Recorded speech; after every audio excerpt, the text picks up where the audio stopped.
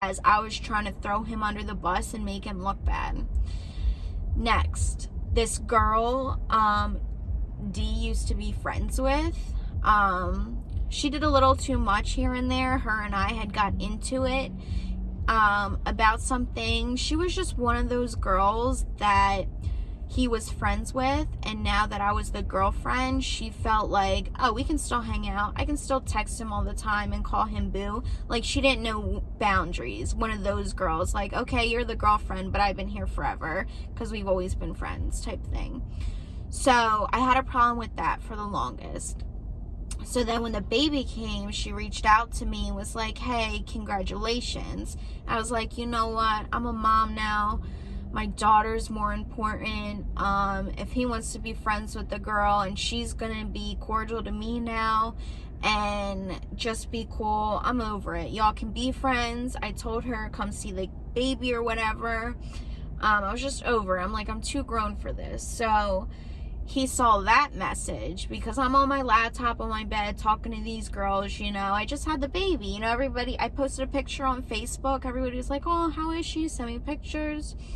He sees this conversation. He's like, oh, y'all plotting against me? Like, you just didn't like her, you know, a month ago. Now y'all cool? And I'm like, I'm doing it for you, you know. Like, there was no ulterior motive. Like, I was really just doing it for his benefit, really. So after that, I turn on the Fantasia Barrino story on Lifetime, ironically. And he didn't like that I was watching that. He felt some type of way that I put that on. It was like any little thing I did, he was just getting triggered. So I'm feeding the baby. Baby falls asleep. I'm holding her. And he's now going in and out the room, going through his bag. He's pacing, just giving me really uncomfortable vibes. I'm like, I've seen the dude mad, and it's gotten physical here and there, but he's never been so quiet and mad. You know what I mean? I feel like it's scarier when somebody's mad but doesn't express they're mad. Like, if you're angry and you're yelling at me, I know you're mad. I know what to expect, you know? My body's preparing for something crazy to happen. When somebody's silent and so angry, that's more scary because you don't know what to expect. Takes the baby from me, puts her in her bassinet. And I'm like, what is going on? So I just got really weird vibes. I tried to leave the room. Wouldn't let me leave the room. Slammed the door, locked the door, turned the lights off.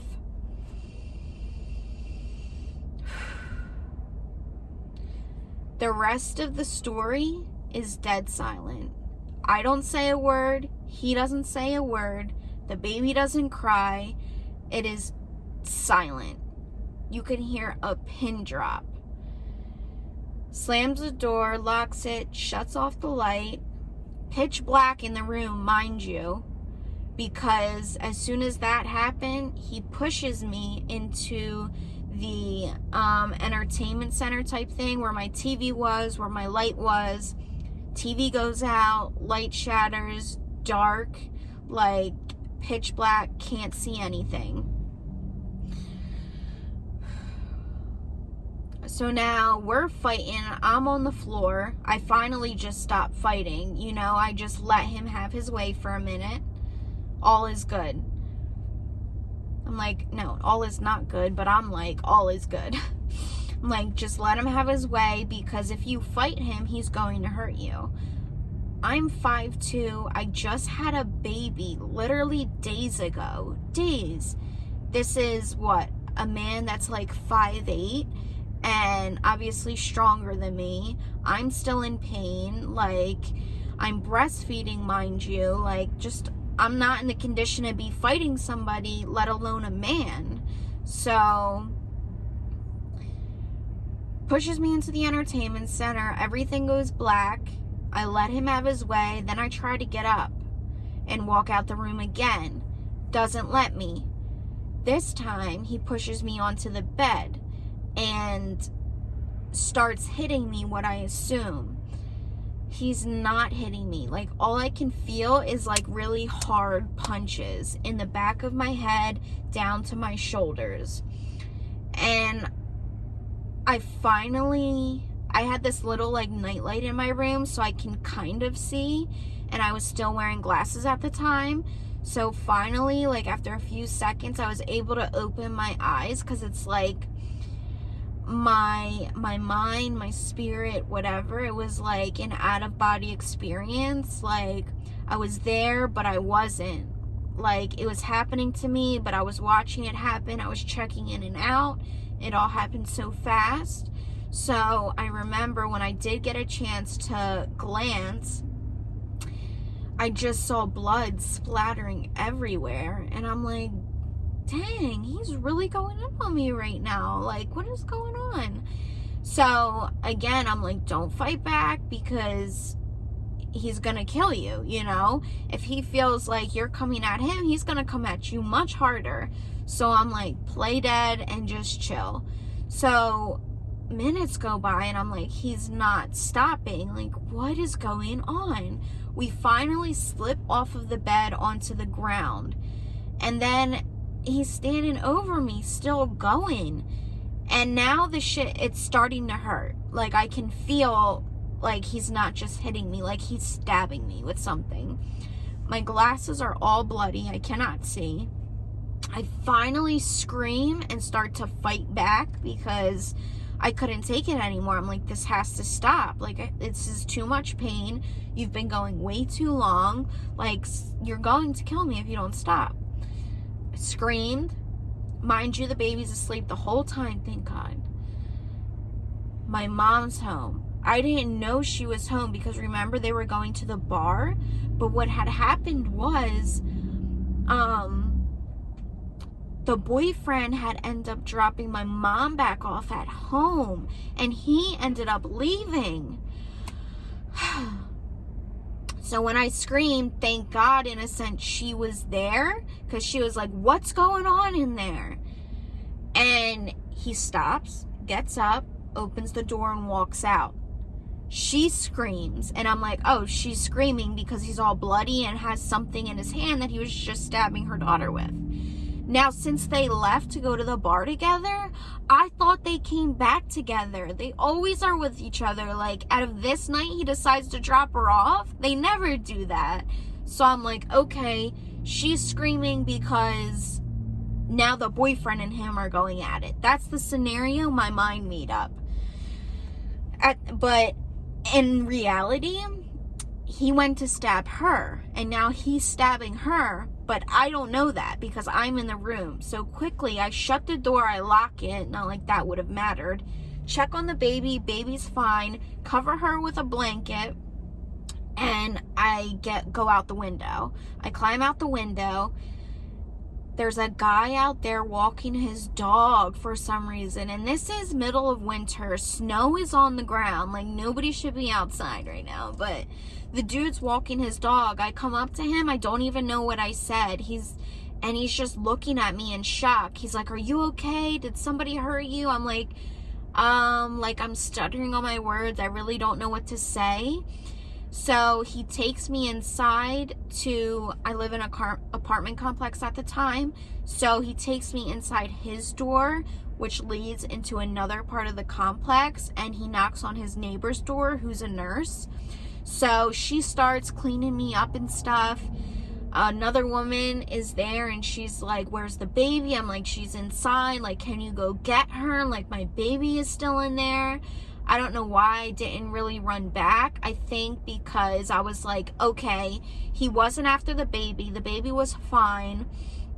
You know, if he sees me run back out there, he's going to hurt me. If he sees me try to take the baby, it's going to trigger him more. You know, I felt like if he was going to hurt her, he would have already done it already. You know, he wouldn't have left the room. So I was like, you know, if he saw somebody else out, I don't know. I really don't know, but it's fine.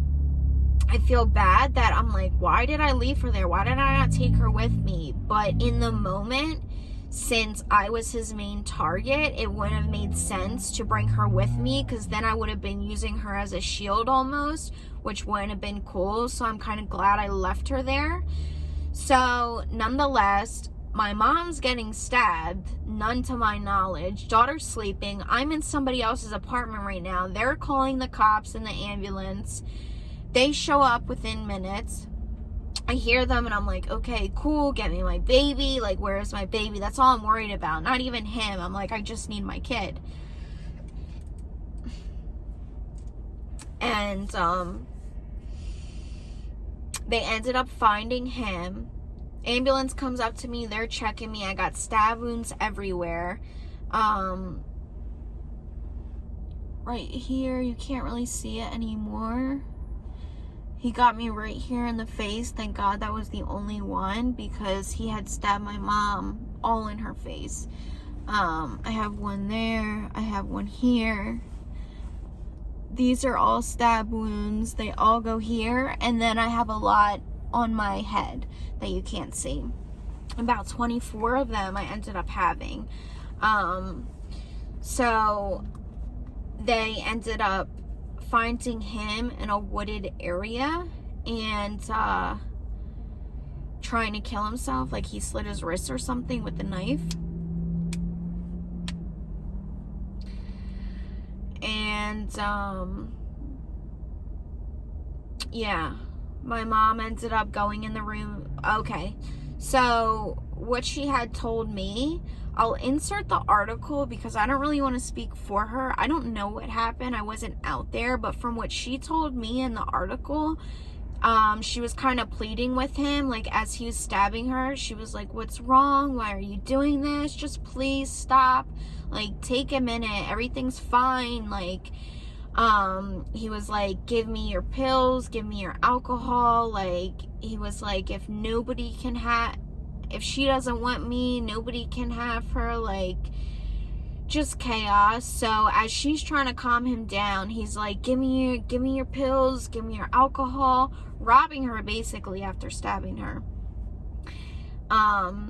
She's secretly trying to call 911, which she eventually does. He walks out the door with the pills and alcohol, and she locks it. All good. She goes and gets the baby, calls her boyfriend. Boyfriend comes back. Cops are there. Ambulance. Everybody's there now, all looking for him and me, because my mom doesn't know where I am.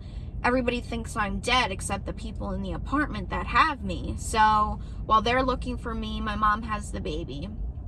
Cool. They ended up finding him. They take him to the hospital. They take me to the hospital in the ambulance, and then my mom drives with the baby. Yes, she did get stabbed in her face, but it was more superficial cuts and not so deep. So she was able to drive with the baby. Now, this is where shit gets even more messed up. So I'm at the hospital. I'm like, where's my baby? Is she okay? And they're like, did you do anything to the baby? Why did he do this? Why does she have a black and blue mark on her back? Did you shake her? I'm like, I was just traumatized, and you're sitting here trying to flip this all on me like I had just hurt my own kid and that's why he did this? I'm like, this cannot get even more messed up.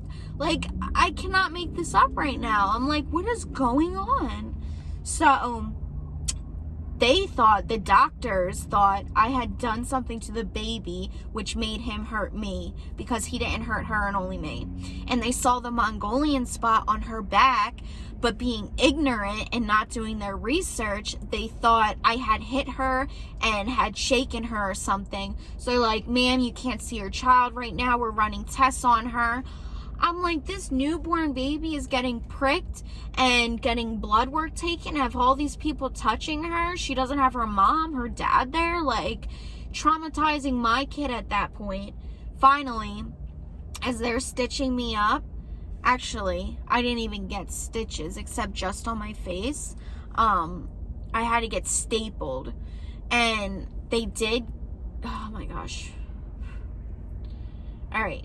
So they started stapling me up. They can't numb your skull. So they just started stapling the wound shut on my head. No numbing medicine, nothing. Yes, I did have some hard drugs on me at that point because I was in a lot of pain. Being stabbed is no joke, especially multiple times. It hurts so bad. So, not even that, but emotionally I was hurt too because I gotta put my heat on, it's getting kind of cold. I just had a baby. Anybody who's had a baby or who's seen a woman after, you look like crap, all right? Your stomach's all stretched out. You got these new stretch marks. You haven't had sleep. Your hair's not done. Your makeup's not done. You're not showered. I got about 10 doctors and nurses around me cutting my clothes off. Gorgeous men doing this. I'm like, are you kidding me? Most of them were men, and everybody's just staring at me. I was just so uncomfortable. I felt so, what is it? Not emasculine. That's like when you emasculate a man, but like when you strip somebody of their pride and just their, what's the word I'm looking for? I just felt stripped of my dignity. Like I had nothing left at that point. I was like, great. This is embarrassing on top of everything else. So, sewed me up, stapled me. I'm embarrassed. They start asking me what happened. I'm able to tell them my side at that point. Finally, they give me my kid back. And I meet up. They put my mom in the same room as me. She's getting stitched up. She asked me if I was okay. Everything's fine. I'm telling her I'm sorry because that's my boyfriend who just did this to us.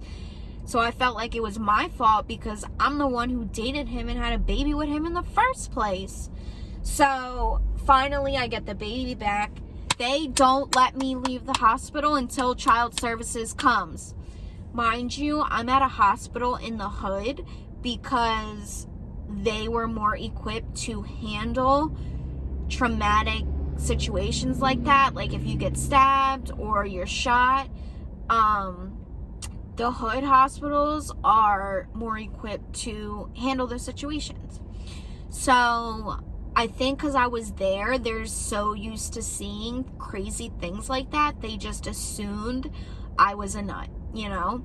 So they didn't let me leave. I didn't leave that hospital for 12 hours. I'm standing in the ER with my crying kid who's hungry, who needs to be fed breast milk, but can't because I was just hopped up on drugs, won't take formula, won't take a bottle. My kid is screaming. I have no pump to pump and dump, so I'm able to feed her. They're still making me stay there until a social worker comes. First lady that comes, I'm like, all right, what do I need to do so we can get out of here? This is ridiculous. I'm going off at this point because you're basically starving my newborn kid. You're not letting me leave to go home and feed her. I can't leave the ER room. These social workers are taking hours to show up. First lady that shows up, terrible. One of the worst human beings I've ever met in my life. She's like, ma'am, if you don't calm down, I will take your child from you right now. I said, excuse the out of me. You don't know what I just been through. And now I got a baby to take care of on top of that. And you're telling me you're going to take her away? Oh, that's not your job. Your job is to keep her with me, you know, mend things, not make them worse. So I get a new social worker. That didn't work out. Second social worker I get, still there, mind you, still in the ER. I get a new social worker because thankfully she worked for New Jersey and I lived in PA, so I needed a PA social worker. Had to wait for a PA social worker to show up. Thank God, nicest dude ever. Totally understood the situation. Didn't feel like she was in harm's way because they finally contacted that nurse about that Mongolian spot who came out and checked on the baby at the apartment. Had that nurse not have done that, my night would have been 10 times worse.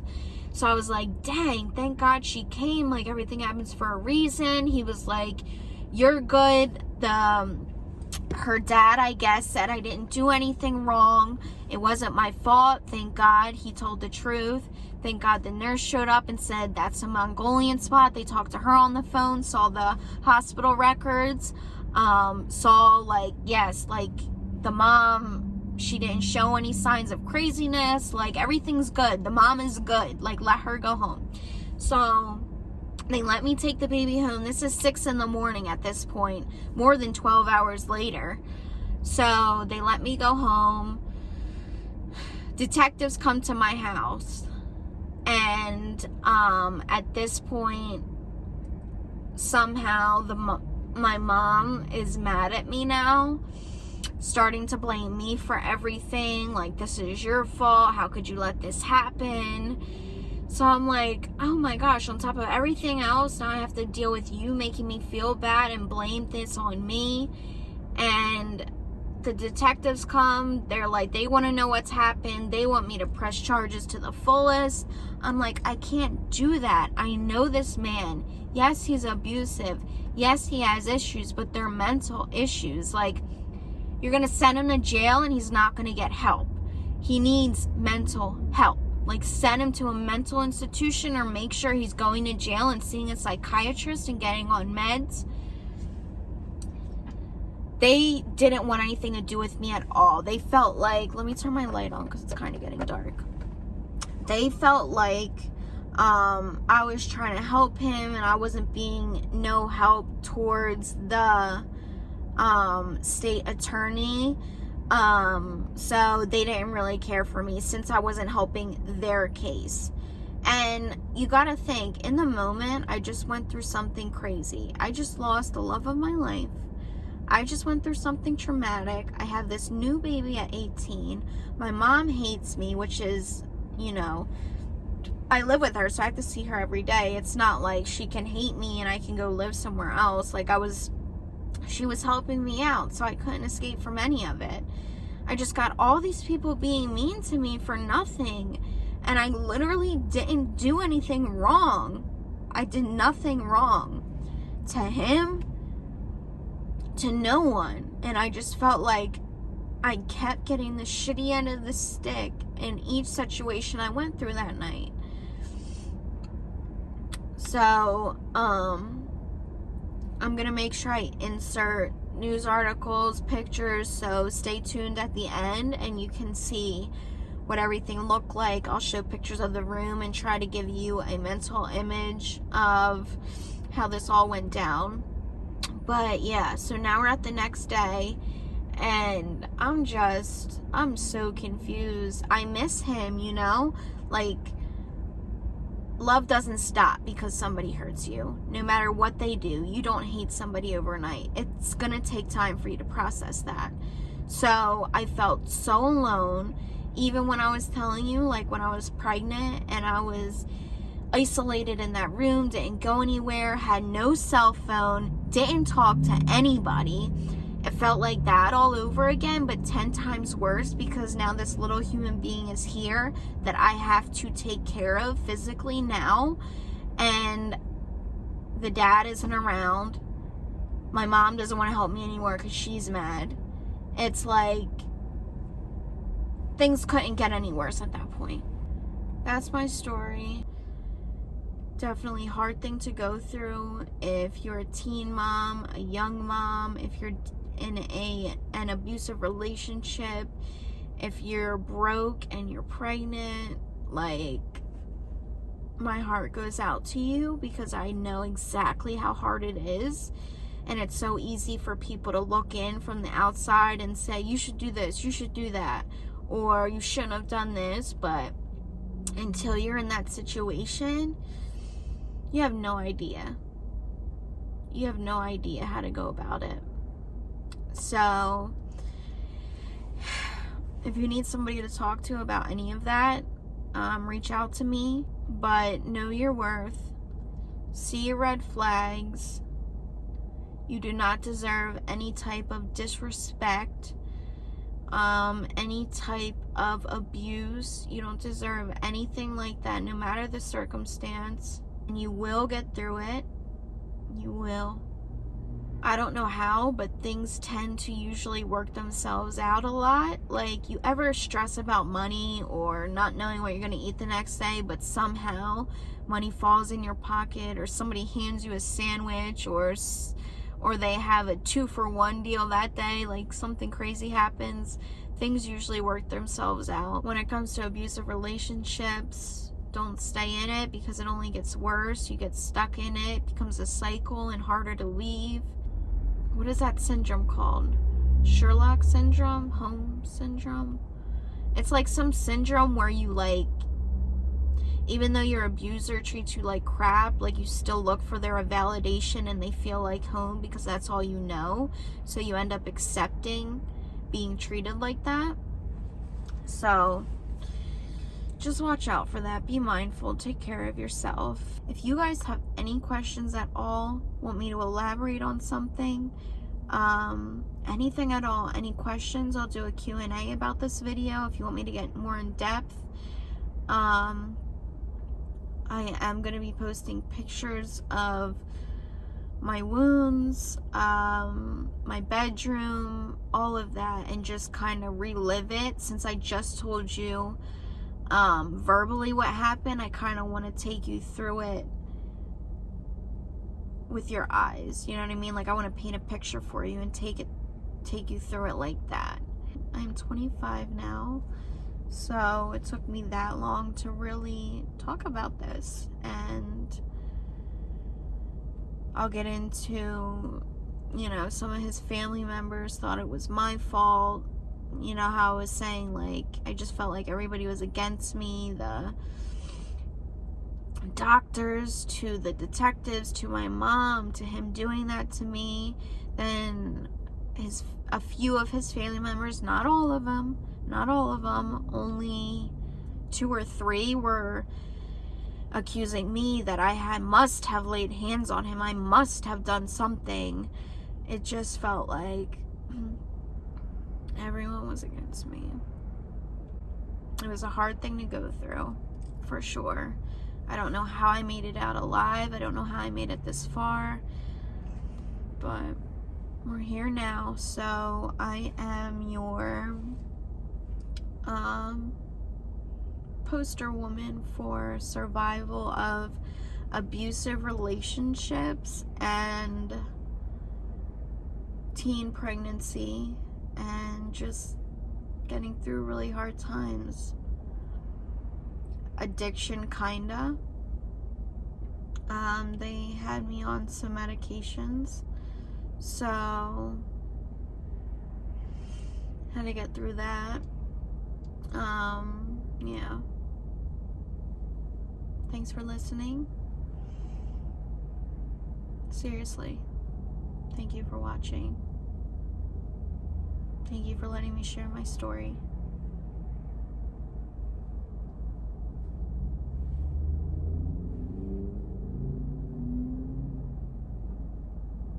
Love you guys. My X's and O's. I'm out.